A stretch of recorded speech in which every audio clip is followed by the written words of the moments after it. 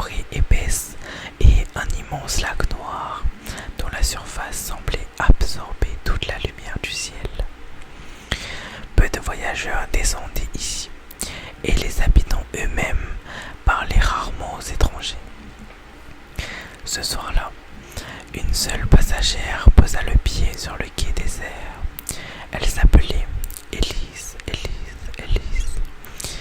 Un long manteau gris recouvrait ses épaules et une vieille valise de cuir semblait peser bien plus lourd que son contenu. Le chef de gare, un homme très âgé aux yeux pâles, leva lentement la tête lorsqu'il aperçut le nom inscrit sur le billet. Son regard changea aussitôt, comme s'il reconnaissait quelque chose ou quelqu'un. Il demanda d'une voix basse si elle allait à la maison du lac. Élise hésita quelques secondes avant de répondre que oui.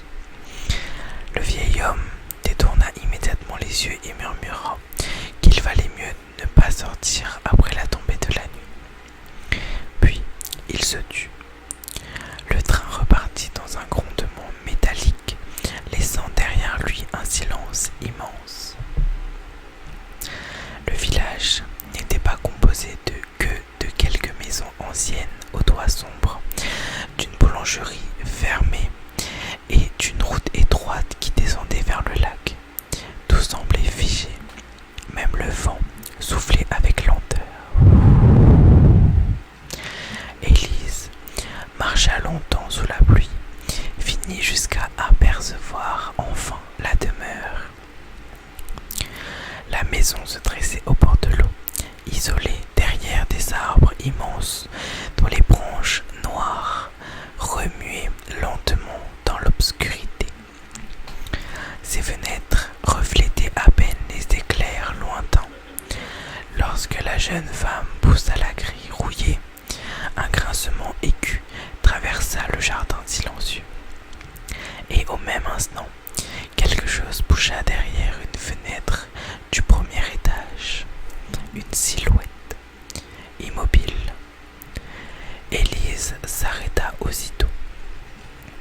Mais lorsqu'un nouvel éclair illumina la façade, la fenêtre était vide. L'intérieur de la maison sentait le bois humide et la poussière froide. Les meubles étaient recouverts de draps blancs et une vieille horloge battait lentement dans le salon. Chaque bruit semblait résonner dans toute la demeure. Sur une petite table près de l'entrée, une enveloppe attendait. Le papier était jauni par le temps et le nom d'Élise y était inscrit à l'encre noire. Elle l'ouvrit avec précaution. À l'intérieur, une simple phrase était écrite. Si tu lis cette lettre, c'est que la maison t'a enfin laissé revenir. Il n'y avait aucune signature, seulement ces mots. Élise sentit un frisson parcourir sa nuque. Elle n'était pourtant jamais venue ici auparavant. Du moins, c'est ce qu'elle croyait. La pluie continuait de tomber dehors pendant qu'elle avançait lentement dans les couloirs sombres. Les lames du parquet craquaient sous ses pas. Plusieurs portraits anciens étaient accrochés au mur, mais leurs visages semblaient étrangement flous, comme effacés avec le temps. Dans le salon principal, une cheminée froide occupait tout un mur. Au-dessus, une photographie attirait le regard. On y voyait une famille debout devant cette même maison. Un homme sévère, une femme aux cheveux noirs et entre eux, une petite fille d'environ 8 ans. Élise sentit son souffle se couper. La fillette lui ressemblait parfaitement. Un bruit sec résonna soudain à l'étage, comme une porte qui venait de claquer.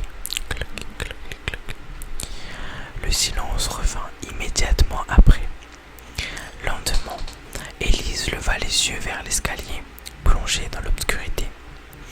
Pendant quelques secondes, elle hésita. Puis, elle monta. Chaque marche grinçait sous son poids. L'air L'air semblait plus froid à mesure qu'elle avançait. Au bout du couloir du premier étage, une porte était entr'ouverte. Une faible lumière venait de l'intérieur. Lorsqu'elle poussa doucement la porte, elle découvrit une chambre d'enfant parfaitement intacte. Les jouets étaient rangés soigneusement sur les étagères. Une petite robe blanche était suspendue près de la fenêtre et sur le lit reposait une boîte en bois poussiéreuse. À l'intérieur se trouvaient des dizaines de dessins d'enfants. Tous représentaient le lac noir. Certains montraient aussi la maison et une silhouette debout dans l'eau. Une silhouette très grande, en diamant noir, sans visage. Sur le dernier dessin, une phrase avait été écrite maladroitement. Il vient quand la maison dort. Élise sentit son cœur battre plus vite.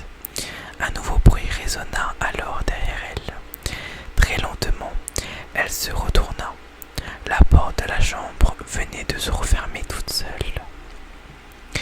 Puis quelque chose commença à marcher dans le couloir. Des pas lents, réguliers, comme si quelqu'un avançait pieds nus sur le vieux parquet. Les pas s'arrêtent juste derrière la porte. Le silence devint si lourd qu'Élise pouvait entendre le bruit de sa propre respiration.